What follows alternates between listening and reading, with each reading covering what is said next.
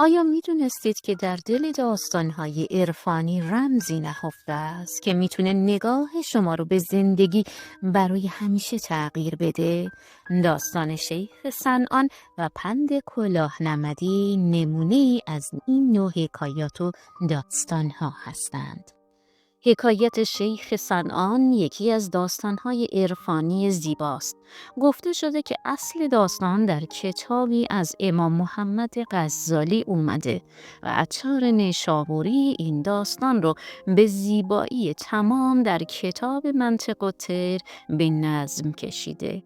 اما داستان صنعان در اصل سمعان بوده و نام یک خانقاه در شهری نزدیک دمشق. شیخ صنعان در اصل نامش عبدالرزاق بوده و مقام بسیار والایی در عرفان داشته. همچنین مریدان و شاگردان زیادی هم داشته.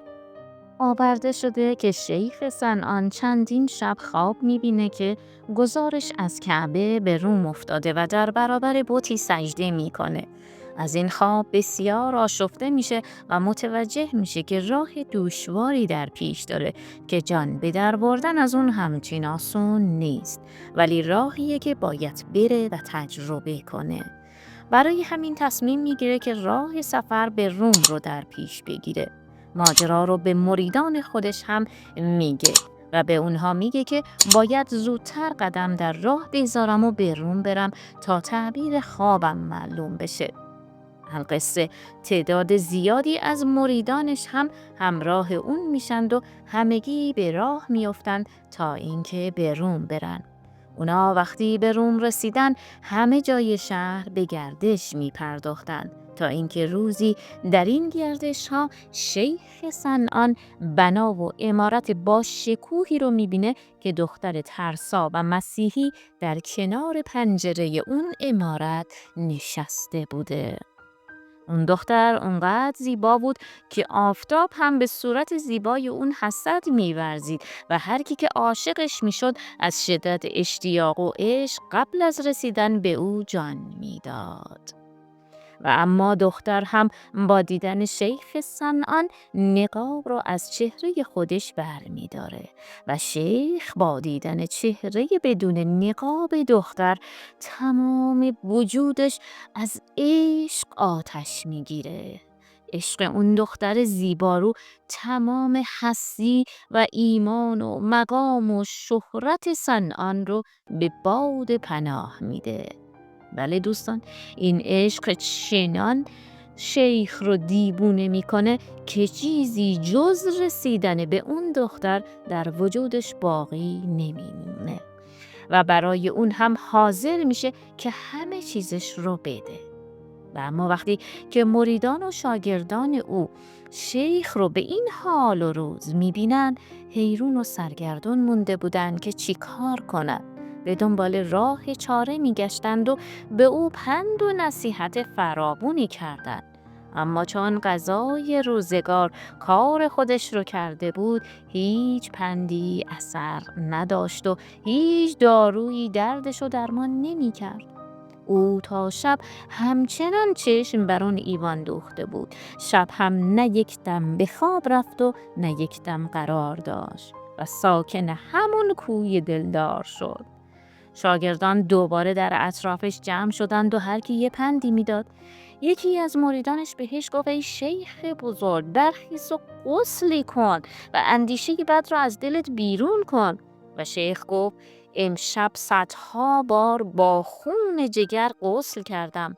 مرید دیگه گفت ای شیخ بزرگ، تسبیحت رو کجا انداختی؟ شیخ گفت تسبیحم رو انداختم تا زنار مسیحیان رو به کمرم ببندم. یکی دیگه گفت ای شیخ، دست از این عشق بردار و بلند شو و نماز بخون. شیخ گفت صورت اون یار رو نشونم بدید تا رو به محراب صورتش دائم نماز بخونم. القصه هر پندی رو شیخ با جواب محکمتری پاسخ میداد و این پاسخها نشون میداد که عشق اون به دختر مسیحی خیلی کاری تر از این حرف هاست. بنابراین مریدان دست از پند دادن برداشتند و منتظر موندن تا ببینن آخر چه میشه. شیخ صنعان ساکن کوی دلدار شد و اونقدر اونجا موند و عشق اون رو رسوا و بیمار و رنجور کرد تا اینکه دختر متوجه اون شد و از خدمتکارهاش خواست که برند و جویای حال زار و نزار شیخ بشن و بپرسند از درد و گرفتاری اون. اگه نیاز به مال و منال داره بهش بدن، اگر بیماره طبیب براش خبر کند و اگر گنهکاره من براش از حضرت مسیح شفاعت بطلبم و اگر عاشق است که دلدارش رو خبر کنید، چرا که علاج عشق فقط درمانش به دست دلداره. البته که دختر متوجه عشق شیخ به خودش شده بود، اما خودش رو به نادونی زده بود و ناز می کرد و این گونه شد که شیخ نزدیک 1 ماه در کوچه دلدار نشست و حتی با سگان کویش هم نشین شد تا اینکه بالاخره دختر خودش پیش اون اومد و جویای حالش شد و شیخ هم به عشق دختر اقرار کرد و گفت که دلم از دوریت خونه، چشمام از عشق تو اشکباره، وجودم از عشق تو بیقراره. دخترم از روی تکبر و ناز گفت تو پیری و از شدت پیری بی عقل شدی، اصلا مگه لباس عشق اندازه تویه؟ تو باید به فکر کاپور و کفن باشی، نه عشق و عاشقی. شیخ در پاسخ گفت هر چی که دلت میخواد بگو، ولی بدون عشق پیر و جوان نمیشناسه. دختر هم گفت خیلی خوب، اگر واقعا تو عاشق من هستی، من چند تا شرط دارم. اگر اونها رو به جا بیاری من همراهت میشم و اون 4 شرط هم اینه که بت پرستی کن، قرآن بسوزان و شراب بخور و ایمانت رو کنار بذار. شیخ در پاسخ گفت شراب می نوشم، ولی اون 3 تای دیگر رو نمیتونم. دخترم گفت کسی که همرنگ یارش نباشه یار صادقی نیست. اگر در عشق من صادقی باید که دینت رو هم کنار بذاری. شیخ قبول کرد. شیخ رو به شرابخانه بردن و او شروع به شراب خوردن کرد.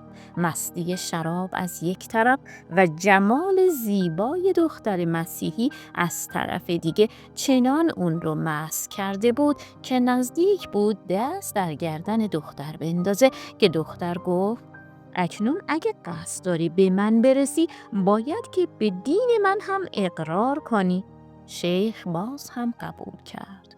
اون رو به دیر مسیحیان بردند و لباس اسلام رو در آورد و مسیحی شد و زنار بست و همه اونچه رو که از اسلام میدونست به کلی فراموش کرد.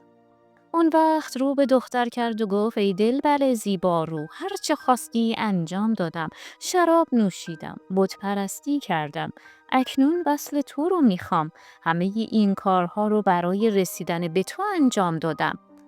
دختر این بار گفت خیلی هم خوب، ولی مهریه من خیلی سنگینه و من سیم و زر زیادی میخوام، ولی تو بیشیزی، بهتری که از این عشق دست برداری. شیخ گفت این همه منو درد سر نده و بهونه نیار که به خاطر تو دین و ایمانم و دوستانم از دست دادم. آیا درسته که با من همچین رفتاری کنی؟ دختر که اون رو بسیار جدی دید گفت خیلی خوب، پس به جای مهریه من باید 1 سال خوکبانی و خوکچرانی کنی تا اون وقت به من برسی. شیخ این بار هم قبول کرد و 1 سال تمام خوکبانی و خوکچرانی کرد. و اما از اون طرف مریدان شیخ با دیدن حال و روز شیخ حیرون مونده بودند. کم کم قصد کردن اونو ترک کنن. اما یکی از اونها پیش شیخ اومد و گفت فرمان تو چیه ای شیخ؟ بیا و از این راه برگرد و با ما دوباره به کعبه برگرد، یا اینکه ما هم مثل تو مسیحی بشیم، چرا که نمیتونیم تو رو با این حال و روز تنها بذاریم و برگردیم. شیخ هم گفت تا جان در بدن دارم از این عشق دست بر نمی دارم. شماها برگردین و من میمونم و اگر کسی از حال من پرسید بگید که شیخ با چشم خونین و دل زهراگین عقل و دین و شیخی رو از دست داد و اسیر عشق دختر مسیحی شد.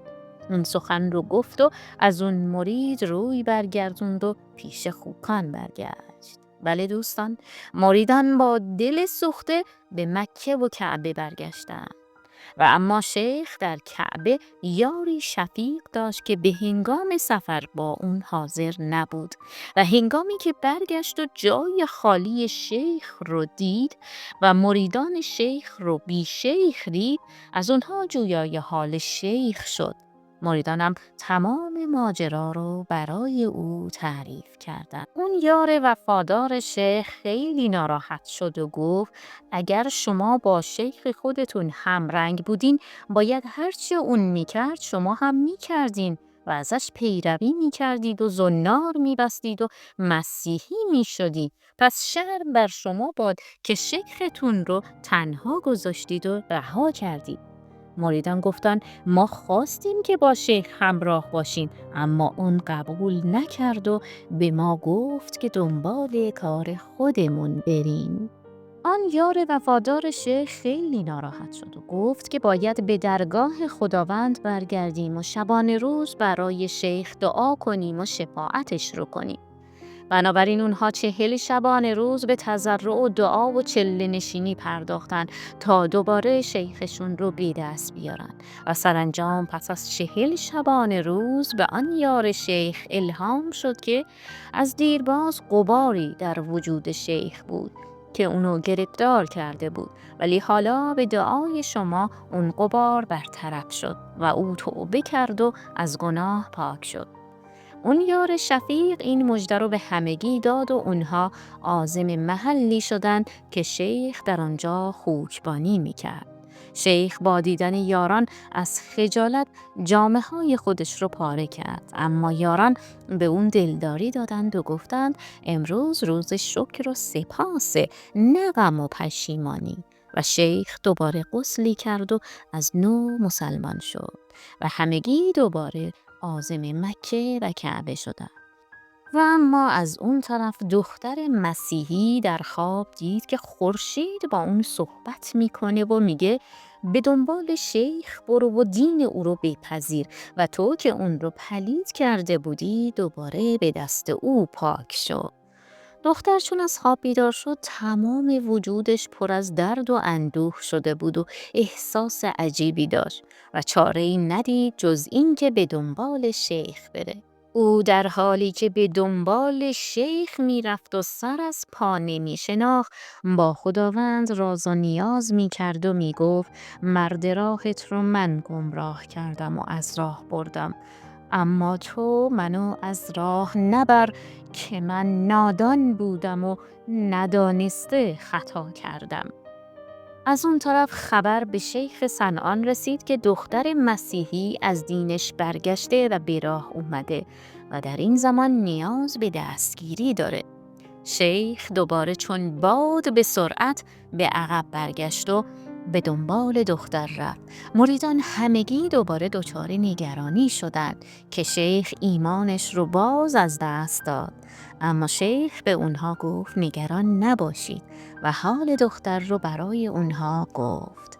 پس شیخ و یاران به عقب برگشتند تا به اون دختر دلنواز رسیدند. دختر چنان پریشان گشته بود که انگار مرده‌ای بر روی زمین بود. اون با دیدن شیخ مدهوش شد و از حال رفت. شیخ با اشک چشم بر صورتش آب افشاند و زمانی که دختر به هوش اومد گفت از شرمساری تو جانم آتش گرفته. بیش از این توان در بیراه رفتن رو ندارم. من رو توبه بده و آیین اسلام رو به من عرضه کن.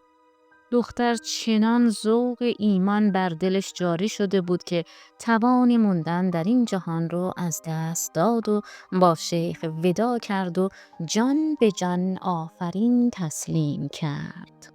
حالا که تا اینجا یه ویدیو اومدید، اگر از داستان لذت و بهره بردید ممنون میشیم که لایک و سابسکرایب فراموشتون نشه. و اما داستان بعدی. در زمانهای دور حاکمی بود در نیشابور که دلش میخواست آروم و مهربون باشه ولی نمیتونست. هر وقت برخلاف میلش حرفی میشنید سریع عصبانی میشد و دستورای تند و تیز میداد و بعد هم پشیمون میشد. اگه زورش هم نمیرسید خشمش رو بر سر کسی خالی کنه قلبش میگرفت و ناامید و ناراحت میشد. هر وقتم از چیزی خوشحال میشد باز خودش رو گم میکرد و زور میگفت و با سبکسری دیگران رو دست میانداخت. و بعد که خوب فکر میکرد از خودپسندی و غرورش پشیمون میشد و میدید که با این وضع داره همه رو از خودش میرنجونه. یه روز نشست و با خودش فکر کرد و گفت این خیلی بده که من هیچ تسلطی بر هیجانات خودم ندارم و نمیتونم آروم و ملایم باشم. اعصابم ضعیفه و شاید قلبم توان نداشته باشه که دیگه تحمل کنه. خوبه که خودم رو به طبیبی نشون بدم، شاید که این ناراحتی یه دوایی داشته باشه. بنابراین پزشک بزرگ شهر رو دعوت کرد و گفت حال من اینه، چه دوایی داری که بخورم؟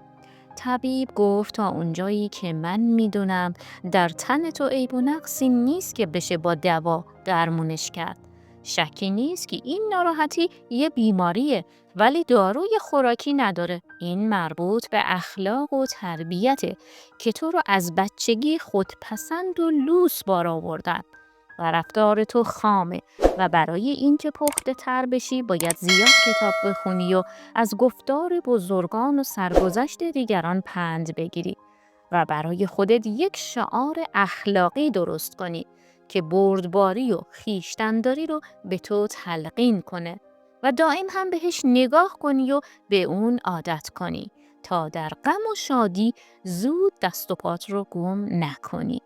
بیماری روحی دوای روحی نیاز داره. حاکم گفت درسته، خودم هم اینو میدونم. اون وقت فرستاد یک واعظ و یک فیلسوف حاضر کردند و داستانش رو توضیح داد. اونا گفتن دستور اخلاقی زیاده. یکی از چیزهایی که برای این حال خوبه اینه که زیاد به گورستان بری و یاد مرگ بیفتی و چون از عاقبت کار خود با خبر بشی دیگه دست از این کارها بر میداری و دلت آروم میشه. حاکم نپذیرفت و گفت وقتی اوقات من تلخ یا شیرینه برم قبرستان و اونجا عبرت بگیرم؟ نه بابا، همچین چیزی رو نمیخوام.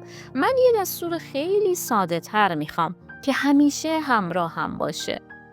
فیلسوف گفت به عقیده من بهتره که چند نفر از دانشمندان رو پیش خودت نگه داری و در همه کارها با اونا مشورت کنی و هر دستوری که میخوای بدی با موافقت اونها باشه. اون وقت اونا تو رو از افراط و تفرید باز میدارن. اگر قصه دار هم باشی دلجوییت میکنن. اگر مغرور بشی نصیحتت میکنن. حاکم گفت اگه قرار باشه من همیشه به دستور حکیم کار کنم پس چه حاکمی هستم؟ من خودم هم خوب و بد رو میشناسم ولی وقتی عصبانی میشم یا خیلی خوشحال میشم همه چی یادم میره. من یه حرف خوب میخوام که روی انگشترم بنویسم و به اون نگاه کنم تا من رو از تند روی نگه داره. اگه زیر بارون خیس شدم عصبانی نشم. اگر برخلاف سلیقم چیزی شنیدم از قصه دق نکنم. اگه کسی بهم تهمت بدی زد به فکر خودکشی نیفتم. اگر یک روز از من تعریف کردن ادعا و توقع زیادی پیدا نکنم و خلاصه پندی باشه که در همه جا به کار بیاد و آرام بخش باشه. اونا گفتند خب پیدا کردن یک عبارت همه کار مشکله. صحبت‌های حکیمانه و کلمات قصار و اندرزهای اخلاقی خیلی زیاده و هر کی یه چیز میدونه. هر کدومم مناسبتی داره. برای اینکه زودتر این شعار اخلاقی پیدا بشه باید همه علما رو در یک جا جمع کنی و هر کی هر چی رو در کتاب‌ها خونده و میدونه بگه تا اون چیزی که شما میپسندی پیدا بشه.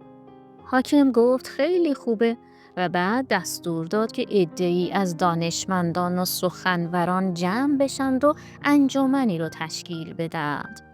این انجمن تشکیل شد و تا چند روز همه بزرگان گوش تا گوش نشسته بودند و هر کدومشون درباره صبر، بردباری، خویشتن‌داری و اعتدال سخنها گفتند و شعرها خوندند و از کتابها حدیث و آیه نقل کردند. اما حاکم هیچ کدوم رو نمیپسندید و از اون ایراد میگرفت، تا اینکه آخر کار یک مرد کلاه نمدی که از ده خبری برای حاکم آورده بود موضوع رو فهمید و گفت اگه اجازه بدین ما هم حرفی بزنیم، ما هم چیزی بلدیم که از همه این حرفا بهتره. حاکم گفت باشه، اگر بزرگان اجازه دادن تو هم میتونی حرفت رو بزنی. بزرگان اون انجمن ابتدا قبول نکردند، اما کلاه نمدی گفت بسیار خوب، درسته که من از شما بی سوادتر هستم، ولی در حال حاضر شما هم مطلب مناسبی پیدا نکردید. حالا بذارین منم حرفمو بزنم. از کسی که چیزی کم نمیشه. اگه خوب بود قبول میکنید، اگر هم بد بود بریشمون بخندید و برید. حاکم گفت بد نمیگه، بذارید اونم پیشنهادش رو بده. القصه کلاه نمدی گفت تا اونجایی که من فهمیدم حاکم یک جمله کوتاه برای روی انگشترش میخواد. این جمله باید خواننده و شنونده رو از ناامید شدن و مغرور شدن نگه داره. به عقیده من این جمله در 3 کلمه کوتاه جمع شده و اون جمله هم اینه: این نیز بگذرد. با شنیدن این حرف در اون انجمن غلغله‌ای برپا شد. اون بزرگان که خودشون رو برتر از کلاه نمدی میدونستن نمیتونستن بپذیرند که چنین جمله‌ای میتونه جمله آرام بخشی باشه. اما حاکم قبول کرد و گفت به نظرم این بهترین جمله است، اما دلم میخواد که انجمن هم این حرف رو تصویب کنه. اما اونا حاضر نشدند پند کلاه نمدی رو قبول کنند. نگاه غضبناکی هم به مرد کلاه نمدی انداختند و رفتند. ولی حاکم گفت تا چیزی پیدا نشه کاشی بهتر از هیچ چیز و جواهرساز رو طلب کرد و گفت روی نگین انگشترش بنویسند که این نیز بگذرد. امید که از این داستان لذت و بهره کافی برده باشید و ممنون هستیم که تا انتهای ویدیو همراه ما بودید.